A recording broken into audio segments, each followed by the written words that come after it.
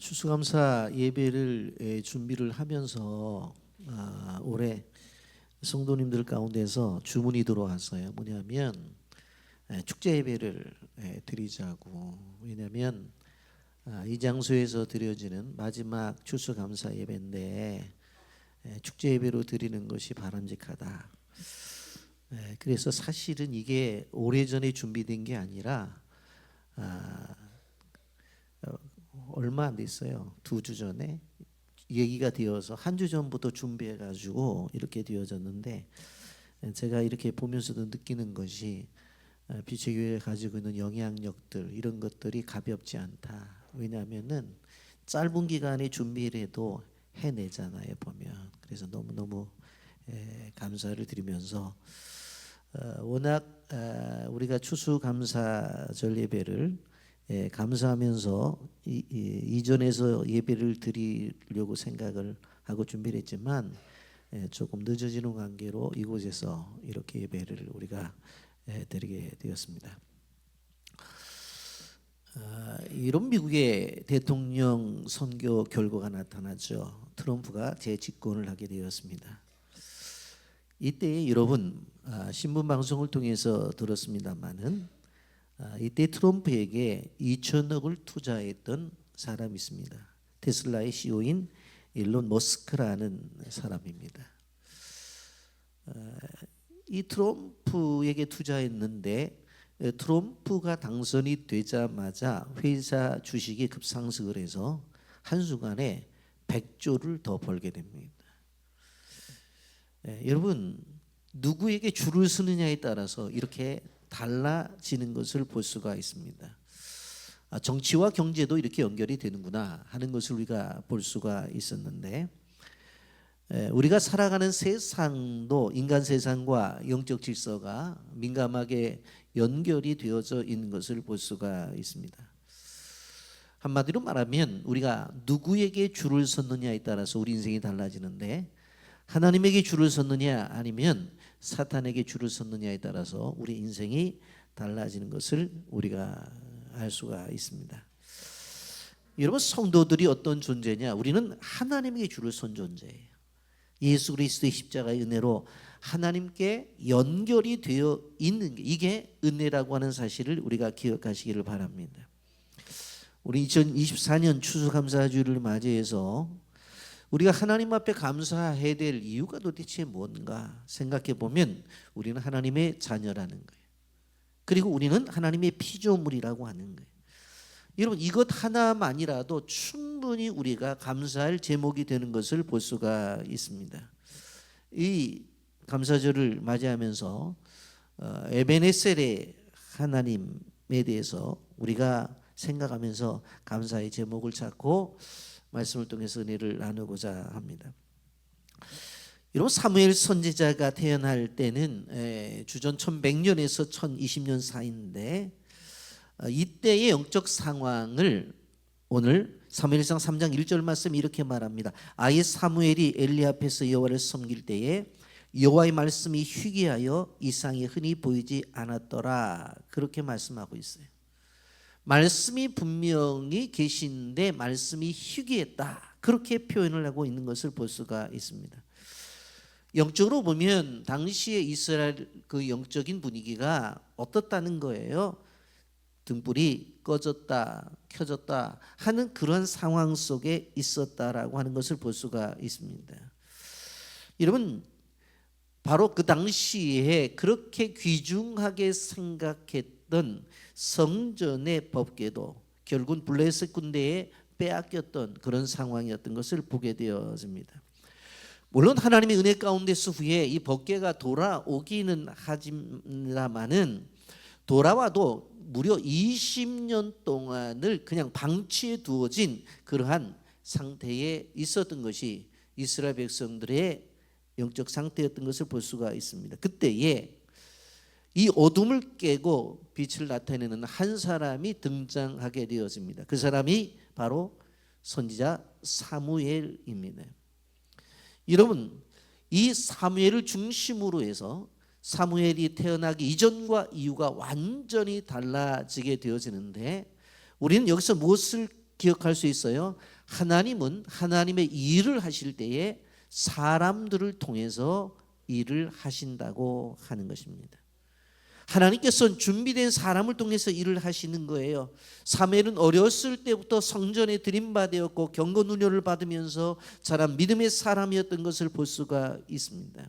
오늘도 순서를 진행하면서 태중에 있는 아이들부터 시작해서 엄마 품에 안긴 걸린 아이들, 청소년, 청년들, 여러분 이러한 다음 세대들을 보면서 우리가 무슨 생각을 할 수 있어요?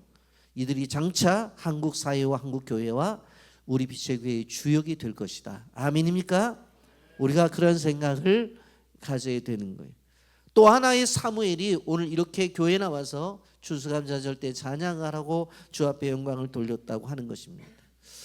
이러한 배경을 보면서 오늘 첫째로 우리가 생각해 볼 것은 이스라엘 민족의 회복에 있어서 중요한 것은 무엇인가 하면 회개를 통한 소망이 그들에게 임했다고 하는 것입니다. 이스라엘 백성들이 가지고 있었던 문제는 도대체 무엇이었습니까? 그들의 문제는 다른 것이 아니었습니다. 하나님을 떠났기 때문에 문제가 되었던 것입니다. 그래서 사무엘을 중심으로 해서 요구되었던 것이 무엇입니까? 우상을 제거하라, 하나님 앞에 돌아오라, 그렇게 요구가 되었던 것입니다. 사무엘은 강력하게 권면하죠. 7장 3절 말씀을 보면 전심으로 여호와께 돌아와야 된다. 그러기 위해서 하나님보다 더 사랑하는 모든 것들을 다 버려라. 여러분, 우리가 그러면서 이스라엘 민족의 회복의 역사가 나타나는데 우리가 기억해야 될 것이 무엇입니까? 우리가 사는 비결이 도대체 무엇입니까? 우리도 마찬가지입니다. 해결할 수 있는 문제, 해결할 수 있는 비결이 무엇입니까? 그거는 하나님께로 돌아가는 것입니다. 여러분, 이 시대에 특별히 다음 세대라고 말하는 청소년과 청년들, 우리의 눈과 마음과 귀를 빼앗는 것들이 얼마나 요즘에 많은지 몰라요. 인스타그램, 컴퓨터 게임, 술과 담배, 그리고 끊임없이 지금 어린 아이들까지 지금 파고드는 마약까지 세상의 즐거움과 재미가 우리를 침범하고 있는 것을 바라볼 수가 있습니다. 이런 모든 것들은 하나님과 멀리하게 만들고 성경과 멀리하게 하는 것이라고 하는 것을 우리는 기억해야 되는 것입니다. 이러한 청소년들이 하나님 앞에 돌아와야 돼요. 예수님께 돌아와야 돼요. 영적 질서가 바로 세워져야 된다고 하는 것입니다. 하나님이 도우실 때만 우리의 미래는 날개를 달고 하늘을 날 수 있다고 하는 사실을 기억하시기를 바랍니다.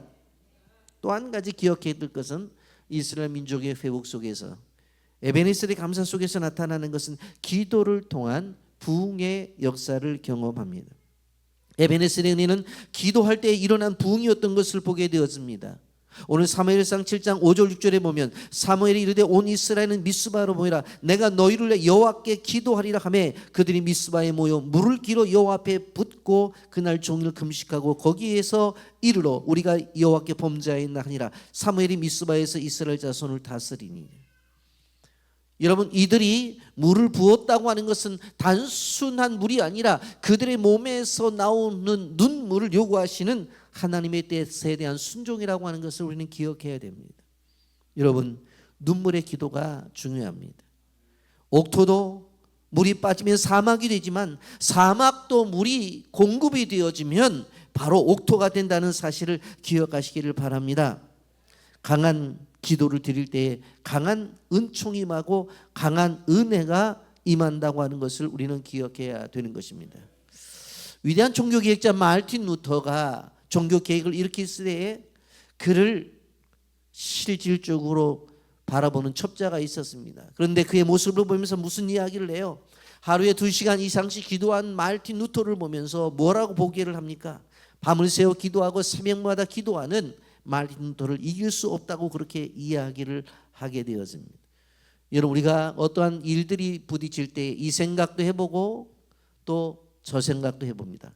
그러나 한 가지 기억해야 될 것은 이 생각 저 생각하지 말고 주님 앞에 무릎을 꿇으시기 바랍니다. 그것이 문제를 해결하는 답입니다. 세 번째로 예배를 통한 승리를 이야기하고 있는 것을 보게 되어집니다. 9절에 보십시오. 사무엘이 전 먹는 어린 양 하나를 가져다가 온전한 번제를 여호와께 드리고 이스라엘 위하여 여호와께 부르짖어 여호와께서 응답하셨더라. 여러분, 구약의 이스라엘 백성들이 5대 제사를 드렸는데 이 번제라는 제사는 온전한 헌신을 말하는 거예요. 100% 태워서 하나님 앞에 드리는 거예요. 다른 제사는 제사를 드리고 나누어 먹기도 하지만 번제는 그냥 전부 드리는 거예요. 오늘 성경은 뭐라고 말했어요? 온전한 번제를 여호와께 드렸다고 말씀하고 있습니다.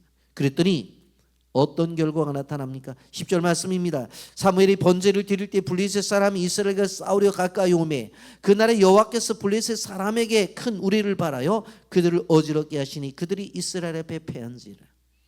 여러분, 늘 제가 말씀을 드리죠. 예배가 답입니다. 따라서 하십시오. 예배가 답이다. 여러분, 그냥 사무엘 중심으로 예배를 드린 것밖에 없어요. 그런데 어떤 일이 벌어져요? 여호와께서 블레셋 사람에게 큰 우레를 발하여 그들을 어지럽게 하니 그들이 이스라엘 앞에 패한지라. 지들이 치고받고 해서 지들이 그냥 자멸하고 말아버리는 것입니다. 여러분, 이러한 경험을 한 장소를 오늘 성경은 에벤에셀이라고 그랬어요. 12절 말씀, 사무엘이 돌을 취하여 미스바와 센사에 세워 이르되 여호와께서 여기까지 우리를 도우셨다 하고 그 이름을 에벤에셀이라 하니라. 그러면서 그 승리의 경험을 하고 나서 하나님께서 세 가지의 귀한 기도의 제목을 주십니다. 첫째, 블레셋 사람들이 굴복하여 이스라엘 영내에 다시는 돌아오지 못하는 귀한 은혜를 주셨고요. 한 걸음 더 나아가 사무엘이 그 안에 빼앗겼던 모든 땅들을 되돌리고 그리고 회복되었어요. 그리고 세 번째, 이스라엘과 아모리 사람 사이에 평화가 있었다고 그렇게 말씀하고 있는 것을 보게 되어집니다. 말씀을 정리합니다. 에베네스는 도움의 돌이라고 하는 뜻을 가지고 있습니다. 여러분, 추수감사주의를 맞이해서 우리 마음속에 주님을 향한 감사의 비가 있어야 돼요. 저는 오늘 예배를 드리면서 느꼈던 부분이 무엇이냐? 에벤에셀, 빛의 교회에서 에벤에셀은 무엇인가? 오늘 예배가 에벤에셀이에요. 어린아이부터 장년부, 노인까지 하나님 앞에 예배를 드릴 수 있는 것들에 대해서 얼마나 감사한지 몰라요. 제가 이 순서를 짜는 것을 보면서 한 가지 우리 권사님들을 중심으로 해서, 이 권사님도 이제 젊은 권사님이 아니라 나이 든 권사님을 중심으로 해서 주 안에 있는 나에게 딴 것이 좀 있으랴 찬송을 좀 불러달라고 그랬더니 교회도 나갈지 못 나갈지 모르겠다는 거예요. 그래서 제가 마지막 순서 속에서 그 일을 감당하지 못했는데, 우리가 기억해야 될 것이 무엇입니까? 오늘 이 예배가 에베네셀이라는 사실을 기억하시기를 바랍니다. 기도의 최우선 순위를 삼고 예배에 집중하는 성도들이 되기를 예수님의 이름으로 축복합니다. 영적 세계가 바로잡힐 때에 우리의 삶이 건강하고 우리의 생활 속에서 승리가 있다고 하는 것을 기억하시길 바랍니다. 우리의 문제를 풀어주실 분 오직 한 분, 하나님뿐이십니다. 그래서 하나님을 찾으십시오. 그래서 기도하세요. 그리고 예배를 드십시오. 그럴 때 하나님께서 모든 문제를 해결해 주신다는 사실을 기억하면서 에베네셀의 놀라운 축복이 우리 모두의 길을 축복하면서 감사하는 성도들이 되시기를 예수님의 이름으로 축복합니다. 아멘.